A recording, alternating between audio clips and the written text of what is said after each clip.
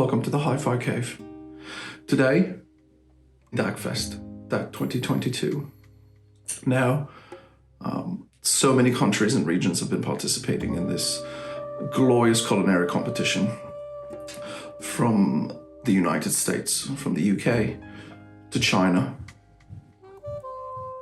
and that's about it. Someone would say, what is a DAC?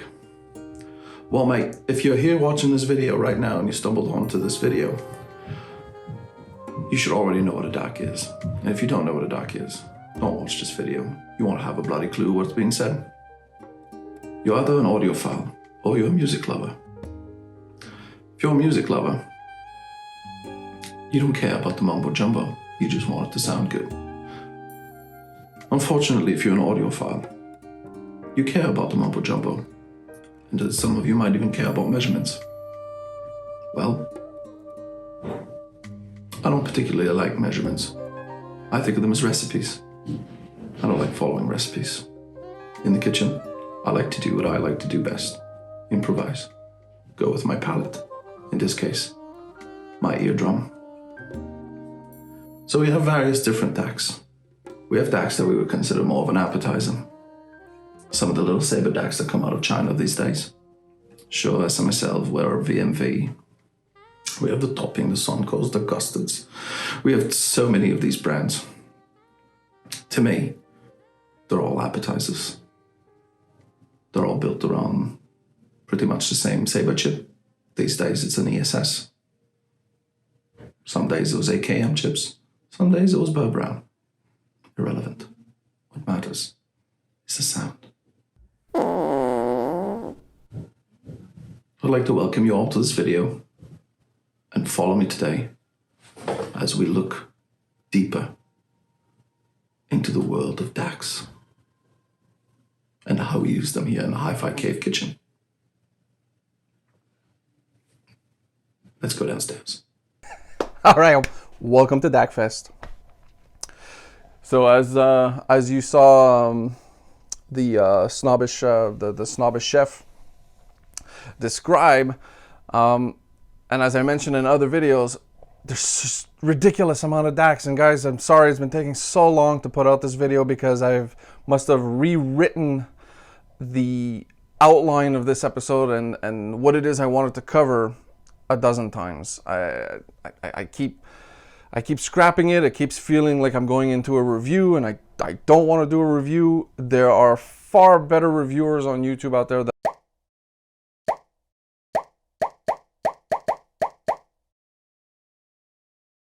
are already reviewing the vast majority of all the DACs that are available today. So I'm sorry it's so long to get this video out. But hey, it's free, so what do you have to complain about? So as I mentioned at the beginning in my stupid introduction, there's DACs that I'll categorize as appetizers. I categorize them as appetizers because appetizers are a little bit less expensive. They give you a taste of what the main course, the quality of what you could expect from a main course dish. Is there anything wrong with appetizers? Nope.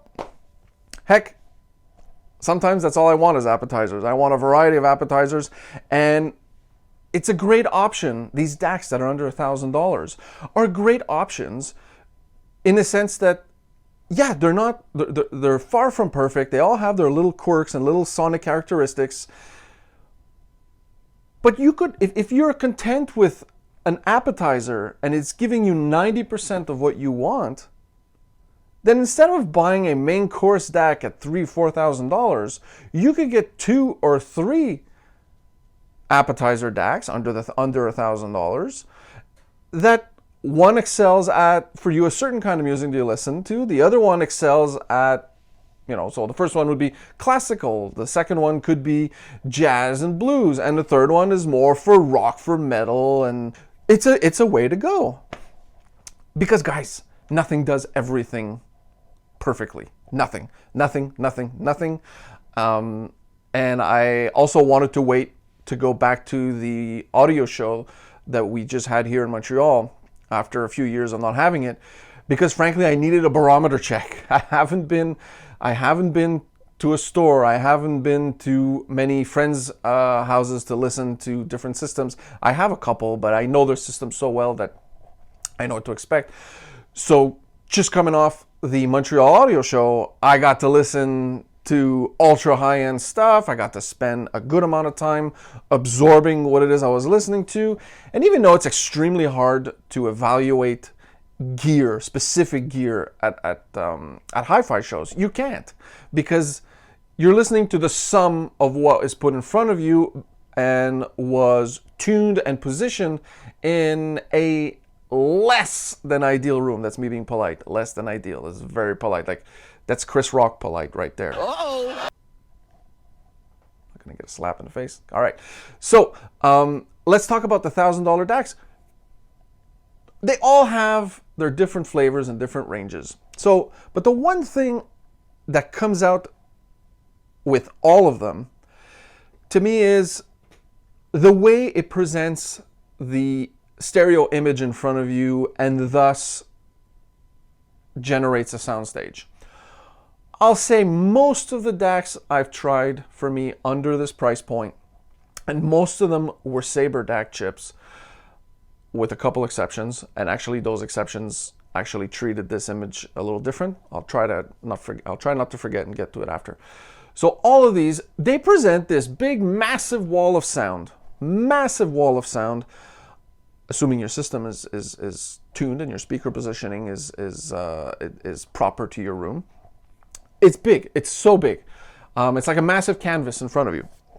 And this canvas is loaded with details, and I mean a lot of details. Like most of the DACs today, like the ones that I have on the board here, whether it's SMSL or VMV, or it's the topping DAC, or even the Soundcoast DAC, they are all very detailed. They're different in their sonic characteristics, but in the same level. So the VMV compared to, man, I forget. There's so many of them. So the VMV D1 SE,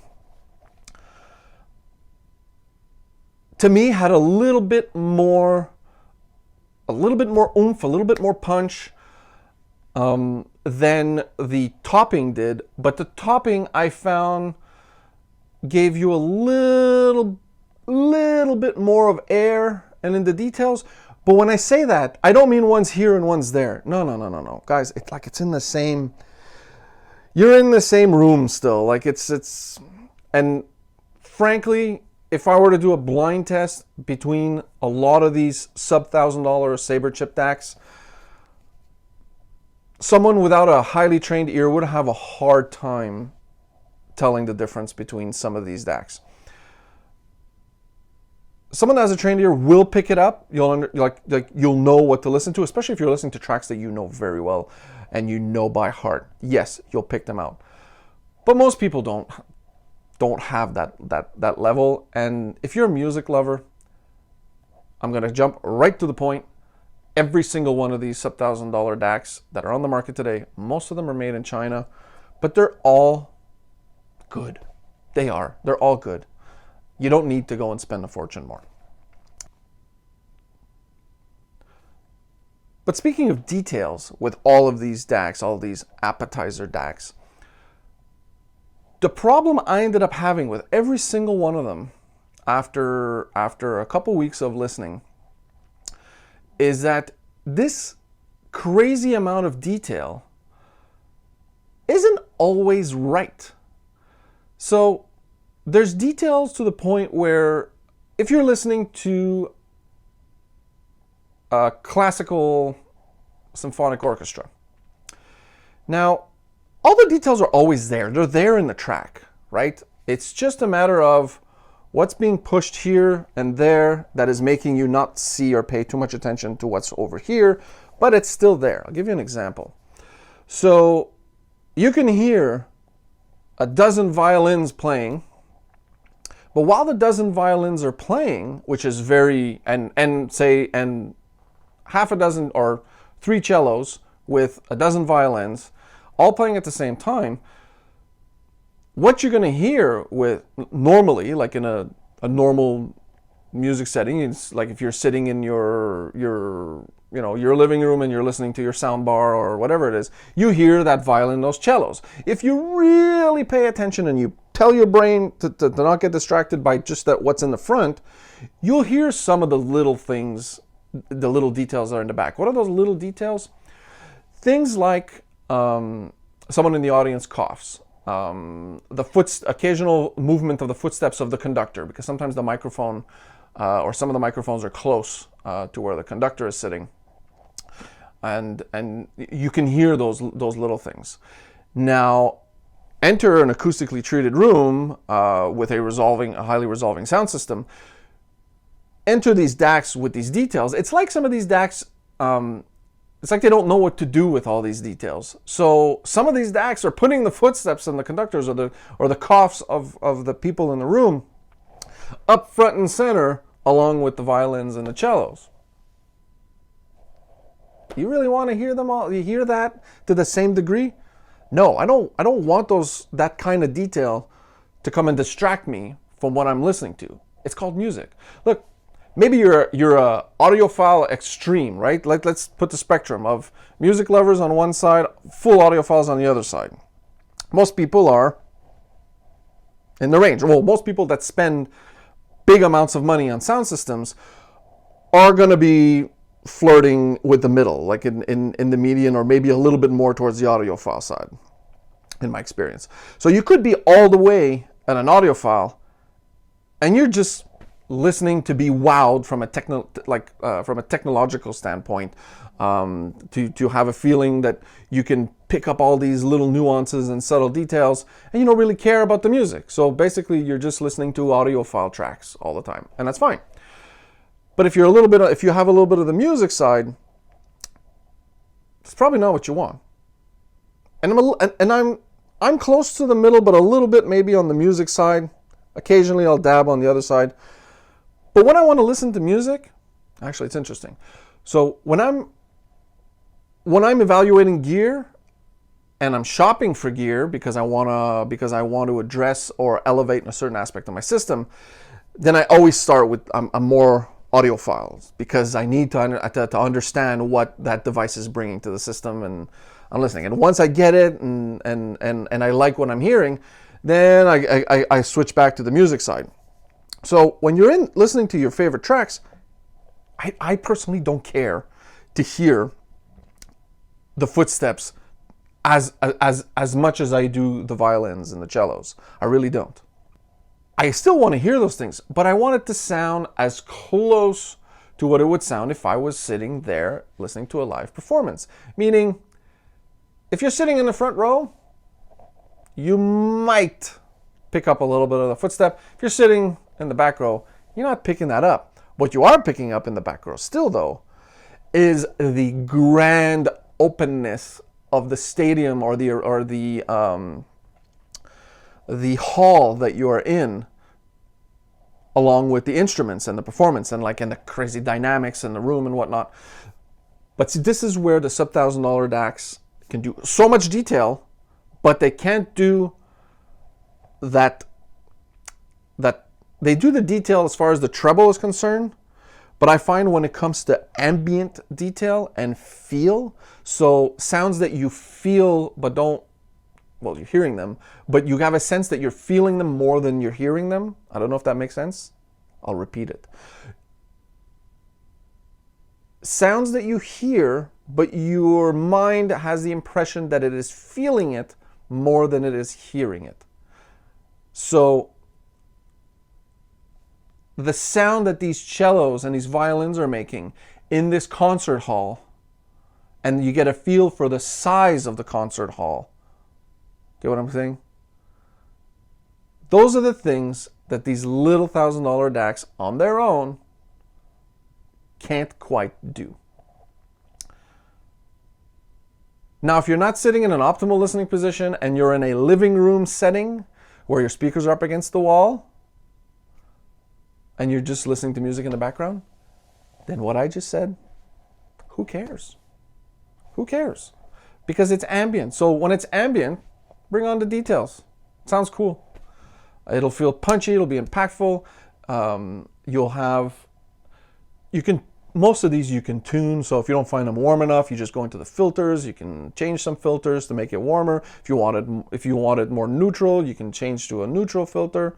Yeah, so you can adjust them to your liking.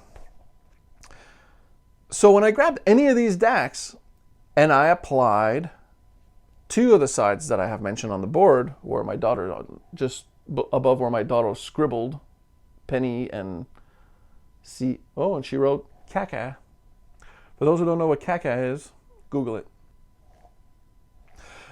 So the ones that are there, the sides, I applied a digital reclocker. In this case, it's the Denafrips Iris. And I applied the tube buffer that I have from Space Tech Labs. So I applied the Iris, the Denafrips Iris, which is ahead of the DAC. So it sits between your streamer or your PC or your laptop and your DAC. So it's in between the two. The sound, the differences I noticed when I did that with one of these DACs was, surprisingly, the noise floor got even lower. It made some of the details sparkle a little bit more, but it didn't make it aggressive. It's weird. It's like I could hear more things, and it almost felt a little more clear and clean, almost like I would have turned up the treble a little bit, but not at the expense of smoothness. It actually made those details a little bit smoother, just a little bit. I mean, it wasn't a huge difference, but you could tell, especially someone with a trained ear will tell the difference immediately in the DAC's performance when a digital reclocker is sitting in front. I say that, but what that also says, I think, about my streamer and the pure digital part of my system is that I think the digital reclocker removes most of the jitter that's present so that your DAC doesn't face jitter. Some high-end DACs remove all that jitter on their own. They have all their filters and their phases to get that done. So maybe it's because my system is victim of a bit of jitter due to the network inside my house. Who knows? But when I put the digital reclocker, the noise dropped. Detail sparkled up a little bit more. You had actually more detail in the bass. You realized that there was a little bit of a muffled effect before, but you didn't realize it was there. I can't say that these DACs sound bloated. They don't. But compared to adding the digital reclocker, you realize, oh, there was a little bit of bloatiness in the bass before, that it's gone now. Things are a lot more tight. So that elevates it. And then when I use the tube buffer, so the Iris is what, 800 US, something like that. And the tube buffer I'm using is around $2,000, about that, around 2,000 US-ish. And right now I'm using, new old stock 6550 winged C tubes. I pair those with a new old stock rectifier as well. It's a 6X5G. Raytheon, whatever, it doesn't matter. When I use just a tube buffer, so put the declocker aside, just a tube buffer with any of these little DACs, now all of a sudden these DACs no longer just present a wall, they present depth, dimension. There is a different sense of air. There was air before, but now it's like there's air on multiple axes. It's not just air between things. It's air enveloping things. You get a much better sense that you're in the room with the artists using the tube buffer. Other thing that the tube buffer did to all of these DACs, softened up their edginess. Like I said, they don't necessarily sound edgy on their own, but when you implement the tube DAC, you realize, oh yeah, okay, there's a little bit of edginess without the tube DAC before, but it was mild. So you eliminate the edginess. You created a more holographic soundstage. You ended up also having a much better sense of what I referred to before in the concert hall that you're in, or the room in the studio that you're listening to. You're starting to get those audio cues. You're starting to feel them. You're starting to get more of those sounds that I mentioned before. Like, you're hearing them, but they're sounds that it's more of a feeling. Like, it's hard for you to pinpoint, say, like you see that, you heard that little ding. No, it's an ambient sound. It's a sense of, you feel like you're in the presence of these instruments. And if it's something like, if it's just a small recording where it's a singer and his acoustic guitar, well, now you're getting a much bigger sense of body of that acoustic guitar. And when you apply both sides, the tube buffer and the digital reclocker, to any of these little DACs, wow, now you have both of those things combined. Beautiful soundstage, holographic, nice spacious cues. You have darker backgrounds, making the depth of the soundstage. By combining the two, now the depth of the soundstage is even deeper. I'll dare say that when I applied both of those things to the VMV, the Topping, the Suncos, or whatever, all the other ones, even the old Musical Paradise MPD-1, the $300 DAC,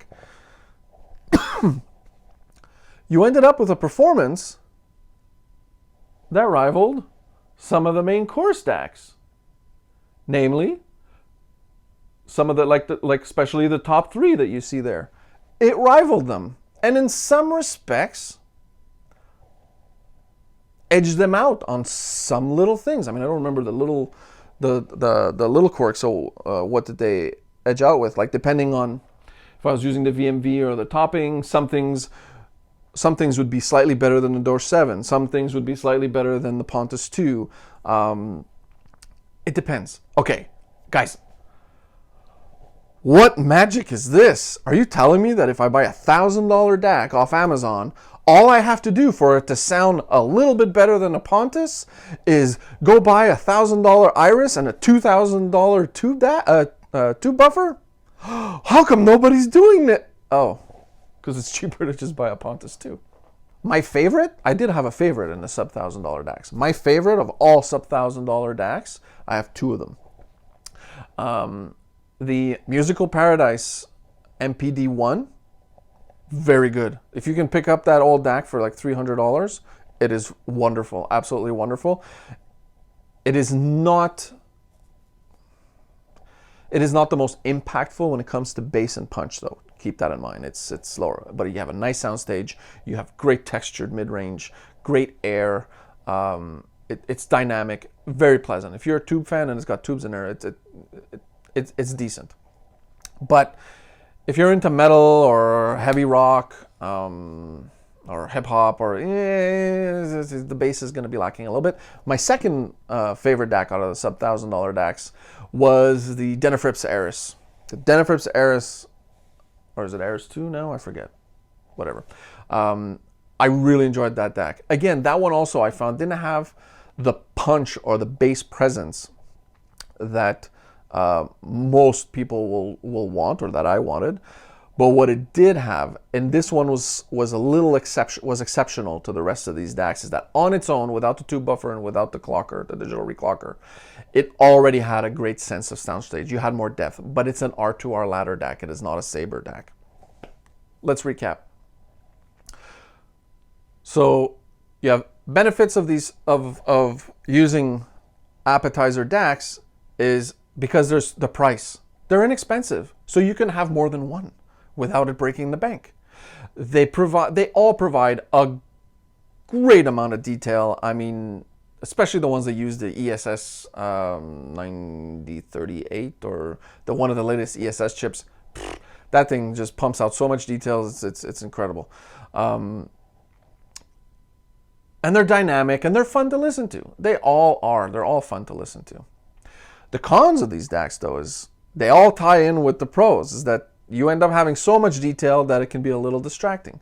But it's all relevant to your context. What is your sound system set up like? Do you have a room like this? Or you just have a living room that you have speakers up against the window because that's all you have? And that's fine. That's fine. But if that's what you have, man, think about it before you go and spend 10 grand on a DAC. Think about it, because you're not at the optimal, you're not using your system's potential. Anyways, so they give you a lot. Man, am I all over the place. So we had the positives and now the negatives. The negatives are seemingly tied. The details are all too much in your face. The soundstage is very narrow. I mean, it's very hot. It's very shallow. It's wide. It's super wide, but everything is like on the same track. Some of them, sometimes you'll get some things in the back, but they're all. There's not that sense of fleshed out feeling. The air doesn't feel like you really wrap around. Don't get me wrong. If you haven't heard a main course DAC or above, you'll think they do. That's the fun part. But when you experience the next level, coming back is very difficult. That's what you always have to remember when you hear talks and reviews of equipment. It is all relative to what you know and what you are used to. Man, I need to put in a few jokes. This has been one heck of a boring video. Wow. So, what about the main course DACs? That's for video part 2.